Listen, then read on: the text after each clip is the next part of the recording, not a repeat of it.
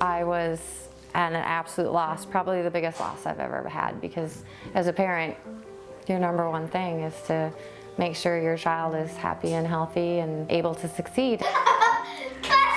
And I don't know how many told me, oh, you know, boys will be boys, or it's just kids. He really desperately wanted to join in social circles, but he didn't really understand how. So I kind of came to the screening just thinking more of it as a requirement for getting into the school process.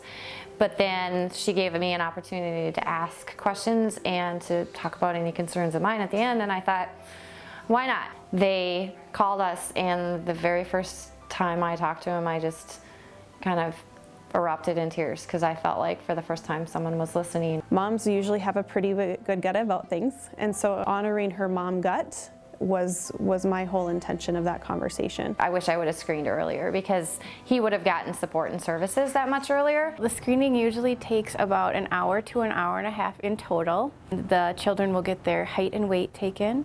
They'll get their vision and hearing screened. Here's a circle, you do a circle. And then we'll also do some developmental games with them where we'll look at their cognitive skills, their fine motor and gross motor skills, their language and speech.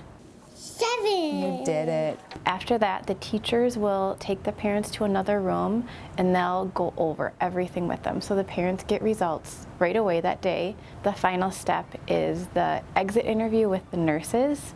And so then the nurses will go over the paperwork that the parents had to fill out. And then just kind of an overall wrap up to make sure that the parents are on board with everything, see if the parents have any other questions. I really like, Ray, how you went slow. When they sat down with us, they said that he did in fact qualify for an individualized education plan, and that gave him special needs services in the classroom to accommodate him to be successful.